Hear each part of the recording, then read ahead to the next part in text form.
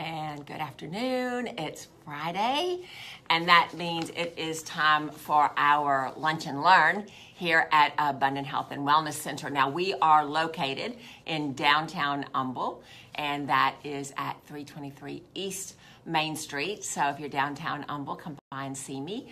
And I am your hostess, Dr. Heil-Mealey. And so what we're going to do today is we're going to talk about cancer. Cancer is an environment, and what can we do to change the environment? So a lot of times people think that cancer is a tumor, cancer is a mass, cancer is an entity that if we can cut it, if we can burn it, if we can radiate it, that we will take care of the situation. But really, that's not quite what the issue is. The issue is that cancer is an environment. So in your body, you've got something called biological terrain. Your biological terrain is like your ground in your garden. So if you have a garden outside, or you have gardened in the past, say you're wanting to grow good organic vegetables, so you're wanting your peach trees to have nice, juicy, organic peaches. Well, what you have to do is you have to clean up the ground. You have to put nutrition in the ground so that the tree has what it needs to produce the good fruit that you want it to produce. Same way in our bodies. If our ground, the technical term for that is the extracellular matrix. If that is dirty, if that is polluted, if that is nutrient poor, then we're going to have poor output in the body, and so cancer will be a derivative of that. So I see that people are checking in. Hi, Julia. Hi, Vivian. I'm not seeing all the names, but I am seeing some people that are there, so I appreciate you tuning in. If we happen to get cut off, hopefully not, but if we happen to get cut off, I'll re-up, so try and find me again, so I appreciate that. So, cancer is an environment. It is a oxygen-free environment. That means that oxygen is not present when cancer cells grow. So what we need to do is make sure that we are an oxygenated body, and we need to make sure that we are at the proper pH. Now, most people that have cancer have a pH of 5 or 5.5 maybe. I've never seen it below 5, although it can get below 5. I've never seen it below 5. But I have seen a lot of people who have cancer, and they bring me their blood work, and their pH is 5 or 5.5. So that is an environment that is conducive to cancer growth. So we're trying to get out of that. And I see Michelle has joined us, and Ray has joined us, and some others. Susan, you've joined us. So thank you so much. Be sure and share this. Get your friends to understand this, because it's very, very important. So according to the Institute, the American Institute for Cancer Research, 1/3 of the most common cancers in the United States could be prevented if there was sound dietary choices and lifestyle changes. So 1/3 of the cancer. So if the statistics are the same as what I read before, 1 in 3 men will get cancer, and 1 out of every 2 women will get cancer. So I think those are the statistics. I haven't looked them up in the past few months, but I think that is the right statistics. Back in the 1960s, I think cancer affected 1 out of every 100,000 people. So it was much, much less. We've got a lot of people. Oh, Sandy from Alabama. Yay, thanks for joining. Hey, Stephanie, thanks for joining. So what you want to do is you want to look at what are the environmental factors, what are the dietary factors, what can we change so that we are not conducive to growing cancer. Now, I think it was the Mayo Clinic that said that everybody is fighting cancer cells 4 to 6 times in your lifetime. So the difference between somebody who has cancer and somebody who does not have cancer is the immune system. So if we keep our immune system strong, strong, then God has given us lymphocytes and the lymph system and all the white blood cells. There's just too many to name them all. But he's given all that in the system so that if we are healthy, then when a cancer cell comes, the body just takes care of it. The white blood cells just eat them up. Think of them as little Pac-Man creatures. I know I'm kind of aging myself on that, but think of them as little Pac-Man creatures that go along and just gobble up all the viruses, the yeast, the bacteria, the cancer cells. It is said that if you have cancer, once it is diagnosed, you have had cancer for 10 years before it can be detected with a medical test. So we all of us that are non-cancer diagnosed, we all have to be proactive because we've got nefarious creatures in the body all the time, and we have to keep our immune system up, keep our body balanced so that we can take care of all of these things. Now, a lot of people think that cancer is just a genetic situation. My dad had it, my mom had it, therefore I'm going to get it. Well, your chances are much higher, but it is because the biological terrain is already deficient in nutrients, which allows that to come down through the bloodline. So it is not written in stone that if you have cancer in your family, you will have cancer. And if you'll do some of the things I tell you to do, we can minimize those chances as well. So that's what we want to do. So what we want to do, first of all, there's 10 things. I posted this in the Abundant Health and Wellness Moms because moms do not pay a whole lot of attention. I think that was my mom that just popped up. Moms do not pay a lot of attention to what their children are eating. And it's the summertime and you don't want to hassle. And so you pretty much just let the kids just do free grazing, whatever's in the house, whatever they want. It doesn't make a big deal because it's summer and everybody just needs to chillax. Well, I get that. I totally get that.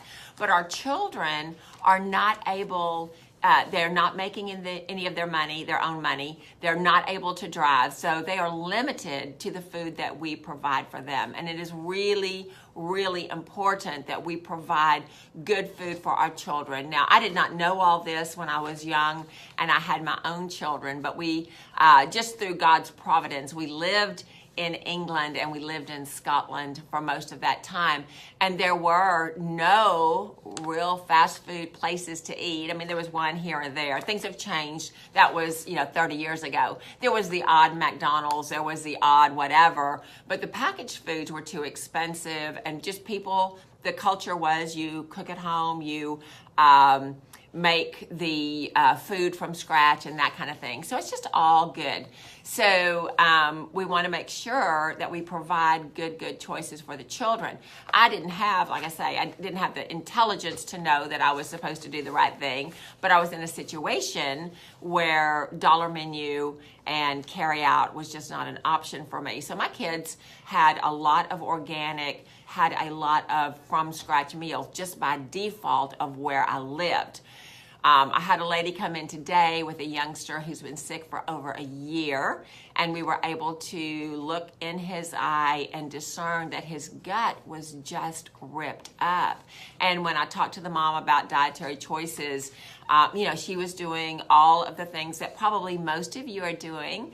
And, I told her that he's been sick for a year because of his biological terrain. We've got to clean up the terrain.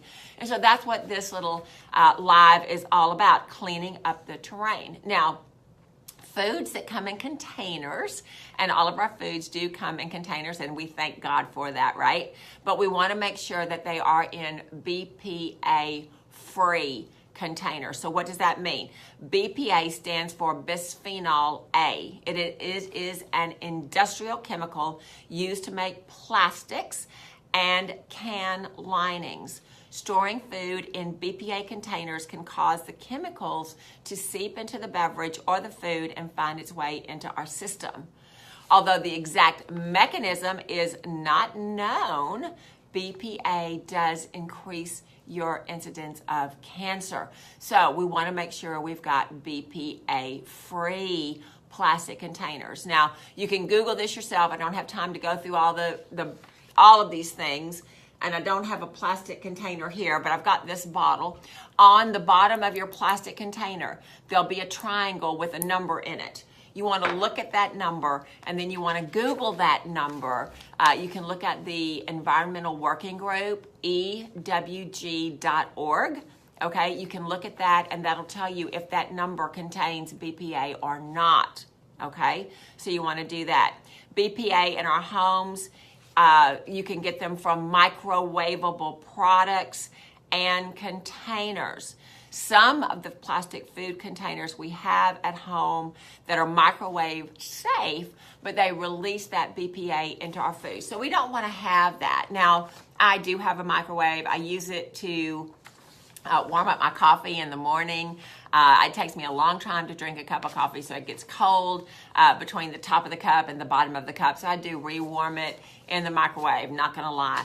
Don't stand in front of the microwave when I do it, but the microwave absolutely destroys any of the nutrients that might be in the coffee. Now I know coffee doesn't have a lot of nutrients, so it doesn't really matter. It's all good with that. But I'm just saying, if you, and I do it in a glass mug or a ceramic mug, I don't do it in plastic. So if you're microwaving your food, number one, you're killing all the nutrients in it. But if you put it in a BPA container, then you're leaching out those chemicals into your food. The heat causes the container to break down, and it allows the BPA to go into your food.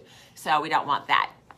The second thing is cooked, smoked, and cured meat products, processed meats. So red meat, and I don't like hearing this because I'm a red meat girl. I love red meat. Red meat by itself is classified according to the American Cancer Society as a probable carcinogen when consumed.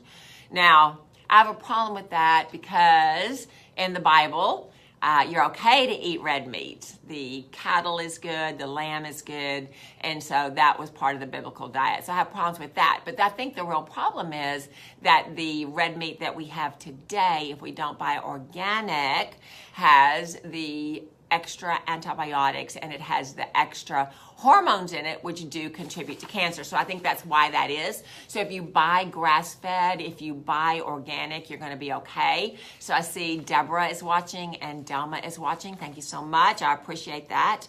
So this is a controversial topic. I'm not going to stop eating red meat. I'm just going to throw that out there. But I do buy organic as much as possible, as much as I can find it.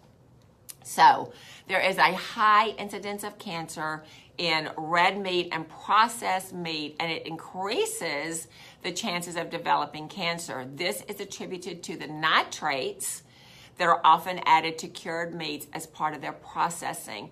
Nitrates are used to cure meats like bacon, corned beef, hot dogs, hams, pastrami, sausages, and even fish. Now, I'm just going to tell you, I don't eat pork, and so that's pretty much what's on this list. And so it's the nitrates that are causing you to have a higher incidence of cancer, so we want to not do that. Hi, Monica. Thanks for joining. I've been praying for your family today.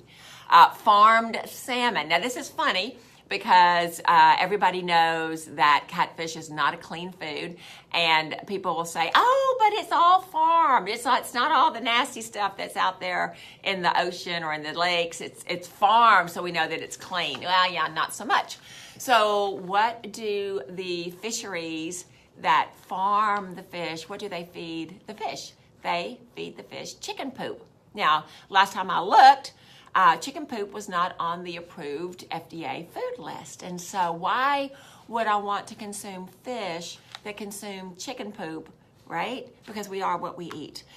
In holistic world, we say we are what we absorb, or we are what we digest. So fresh fish that is farm raised is not healthy. So salmon, we're talking about salmon right now. Salmon caught in the wild is healthy and rich in heart-friendly fats like omega-3. Farmed salmon is different. Farmed salmon has higher level of polychlorinated bisphenols, or PCB. Now, doesn't that sound like BPA, bisphenol, right? So it's the same kind of chemical. right? And it also has dioxins because of the fish meal that is typically fed. Fish meal contains ground up fish that has been found to can be contaminated with the PCBs. This happens because the fish used in the meal get exposed to higher levels of the chemical found in the water. This is especially true with fish meals sourced from the Atlantic, and the Gulf of Mexico. So we live right on the Gulf of Mexico. So we want to get our salmon that is wild, Alaskan, right, or Norwegian, because those waters are cleaner. So PCBs are carcinogenic and toxic to the body. Unfortunately, guidelines and regulations are not stringent enough to protect the consumers against the harmful effects. In 2004, okay, that was a long time ago, the U.S. Environmental Protection Agency passed a statement that the only safe way to eat farmed salmon was to eat only 8 ounces once every 4 months. Now, salmon is one of my fish that I like. I don't eat it often, like I don't eat it every day, but I probably consume it once a month or more, depending on what I happen to buy or where we go out to eat or whatever. So the environmental agency said do not eat it more than once every 4 months. So our local fish restaurants are not going to be happy to hear that. So you want to make sure that you're getting your Alaskan or Norwegian fresh salmon, cold water salmon, okay? You can buy organic salmon from trusted companies. So that's processed meats, containers with BPA, farmed salmon. And it's the same with your farmed catfish, your farmed whatever kind of fish. It's not fed good stuff, so we don't want to have that. You don't want to eat foods that are high in trans fat. Now, most of us know this. This is not a news flash, but trans fat is considered by doctors to be one of the worst fats that you can consume.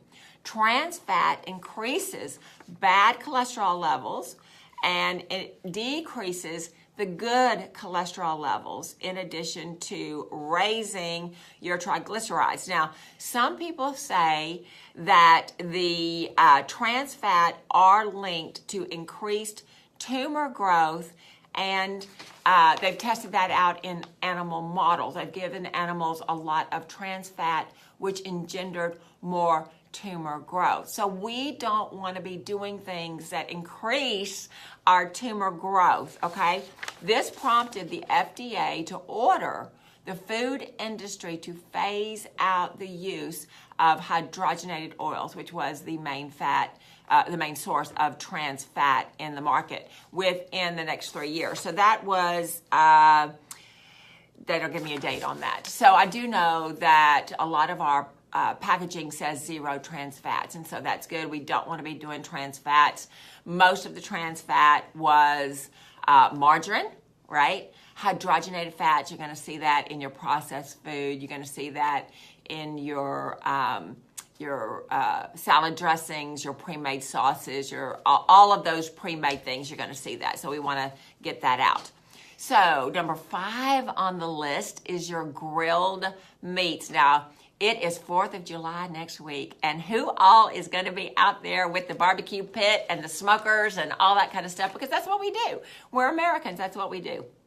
So there are HCAs, and that stands for heterocyclic amines, and also polycyclic aromatic hydrocarbons. I can't say all these words.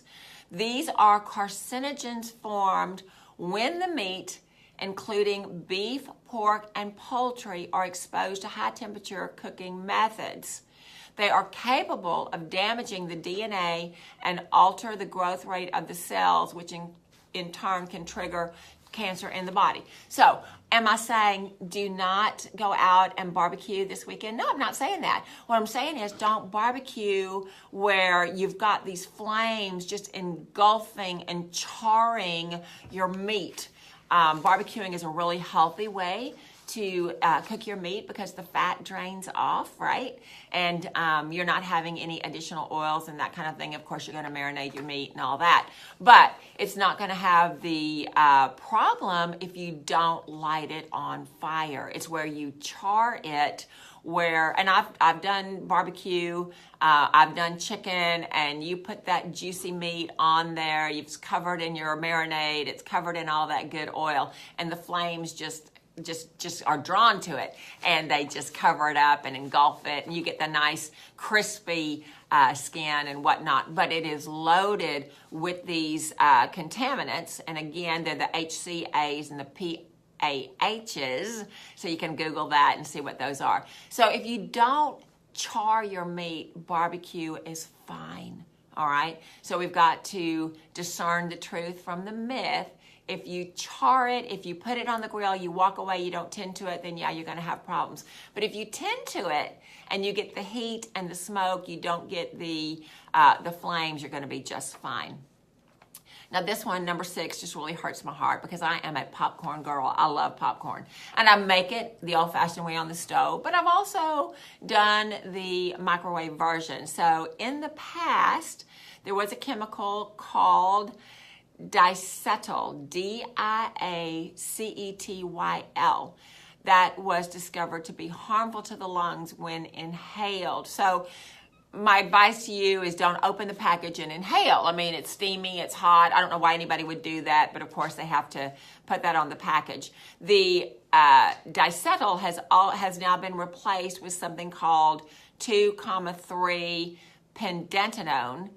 Okay, data has shown that this too is a danger when inhaled.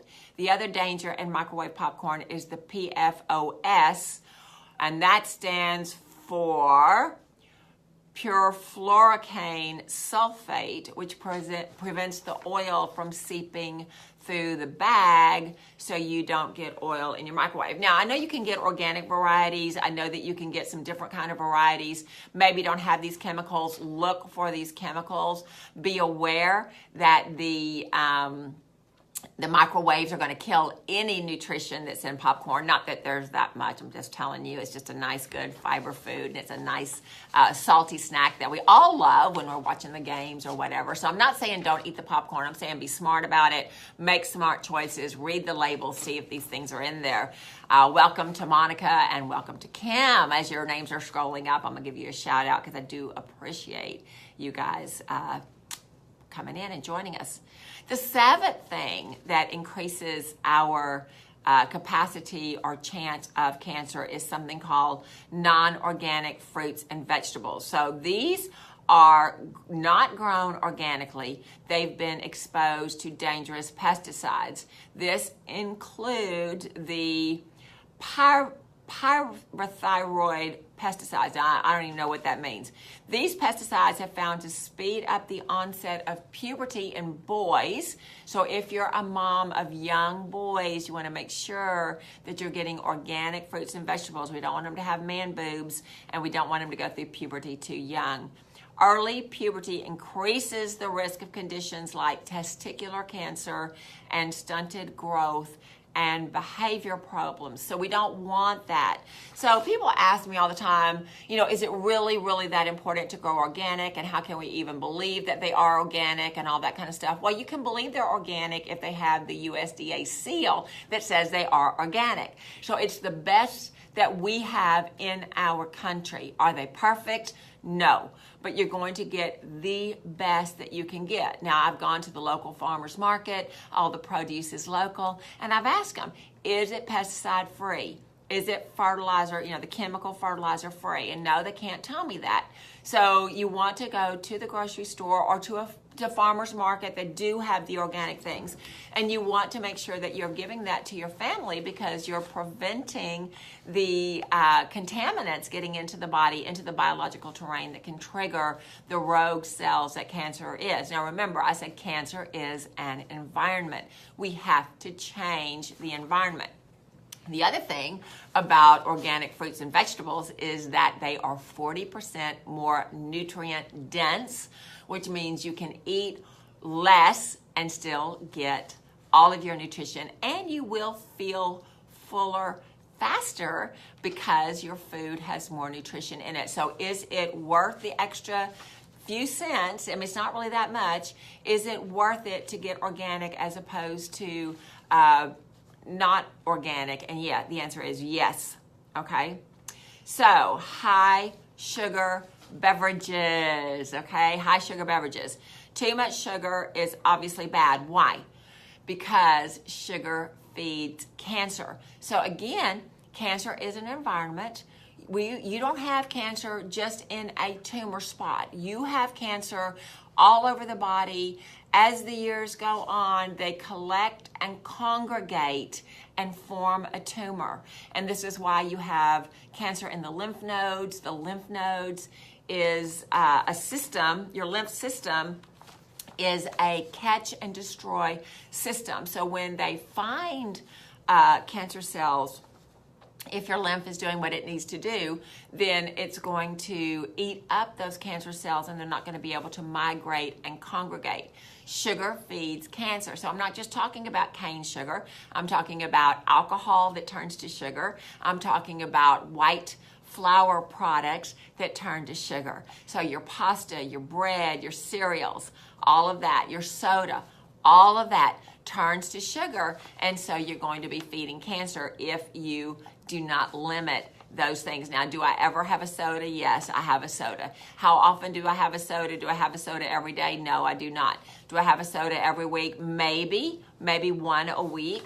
Do I have any more than that? No, I'm pretty sure I don't. And I'm pretty sure that there are some weeks that I don't have soda at all. So I'm really, really limited in my soda because I know that soda makes you have an acidic body. So if you drink a soda, this is what I want you to do.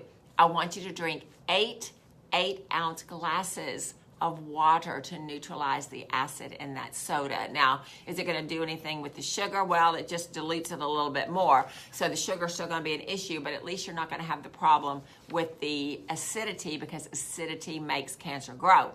So, in a study published by the American Association of Cancer Research, researchers have found that sugar-sweetened beverages, when consumed by post-menopausal women, right? So if you've not had your cycle in a while, that could be you. It increases the risk of developing endometrial cancer.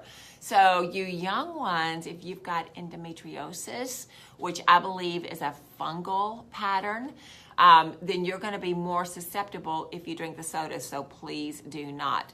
We should also keep in mind that high sugar intake can lead to diabetes, and diabetes is a risk factor for pancreatic cancer. So let me just give you some statistics here that if you are overweight, your risk of developing diabetes, I think, is twice what a normal person would be if you're not overweight. If you develop diabetes, your risk of getting cancer is quadrupled, right? So that kind of thing is very, very important, right? So I just confessed to you that I may have a soda once a week. I definitely have one once every 2 weeks. I definitely have a lot of water to neutralize that acid. But you know what? If I had a cancer diagnosis, soda would not cross my lips. If I had a cancer diagnosis, no white flour products would cross my lips. Why? Because I've got to starve the cancer, and I have to starve the cancer by not feeding it sugar. So there are a lot of people that are very like they're the food Nazi, and you can't do this, and you can't do that, and you can't do the other thing. I don't want to be that person. You know, I would rather get the immune system strong, keep the immune system strong. Don't eat what I know is bad. So I'm not going to eat things that come out of BPA containers. I'm not going to eat things that are smoked or processed because I don't want the nitrates. I'm not going to overconsume sugar-laced beverages. You know, I'm not going to do that. So I'm going to keep my immune system strong. I'm going to keep my lymph system flowing so that those cancer cells that everybody has are caught in the Pac-Man netting so that we can be good with that. And I'm running out of time, so I apologize. High sugar beverages was number 8. Number 9 is hot Beverages. Now, I love hot beverages. Coffee and tea by themselves do not expose any harm to our health, but when they are consumed at very, very high temperatures, they can damage our esophagus. Now, I do know people that will drink coffee as hot as you can make it, and I'm not one of those people. I like it hot, but I don't like it to burn going down, so I'm just throwing that out there. Given enough time that this happens, if it happens often, you're placing yourself at risk for esophageal cancer. How hot is too hot? Not as hot as you might think. The International Agency on Research for Cancer puts it at around 65 degrees Celsius or above. So, 65 degrees Celsius, I have no idea what that is on Fahrenheit. Somebody Google that and pop that into the comments for me. I appreciate that. Contaminated nuts. Now, I like nuts. I don't eat a lot of peanuts because peanuts have aflatoxins in them. Aflatoxin is a mold. A lot of people think that cancer is a fungal disease at its roots. So, aflatoxin is a chemical produced by certain types of molds that grow on nuts and grains. Closely associated with the development of hepatocellular carcinoma. Well, that is liver cancer, okay? This does not mean you should give up eating nuts. Buy them from reputable sellers, store them in appropriate cool and dry places. Try and get organic if you can. Try not to do too many peanuts. Peanuts are really, really high in aflatoxins. The doctors at Hope for Cancer Institute, which are my friends, I know Dr. Tony well, and it is my understanding that he tells all of his cancer patients don't eat any peanuts. Okay, so Heather says 149 Fahrenheit. Okay, good. So that's well past the boiling point, right? Because it's 120 is boiling point, if I'm not mistaken. Thank you, Heather, for that. So I don't think anybody drinks their coffee that hot. I do reheat mine in the microwave. I'm honest, I do that. But I don't take it out and drink it. I take it out and sit it down and do whatever I do. And then when I come back to it, it's still warmer than lukewarm. I don't like lukewarm. I like it hot, but not that hot. So thanks, Heather, for getting us that. I appreciate that. And then the last thing on our list, number 11. Oh, I said it was only 10. There's 11. Is artificially sweetened food. Now, a lot of people will pick the pink packet or the blue packet or the yellow packet because they've heard that sugar is really bad, that sugar feeds cancer, so we're going to do a substitute and we're going to be cancer-free. Well, not so much. Okay, I hate it when I see my friends pick up those pink packets, pick up those blue and yellow packets because they think they're doing a good thing, and I try and explain to them they're not doing a good thing, and they say, well, the FDA says it's okay, so we're going to believe them instead of you. Well, okay, that's okay with me. So in a recent study by the Journal of Food and Nutrition Research, it was found that consuming even regulated amounts of aspartame causes animal test subjects to experience increase in appetite and weight.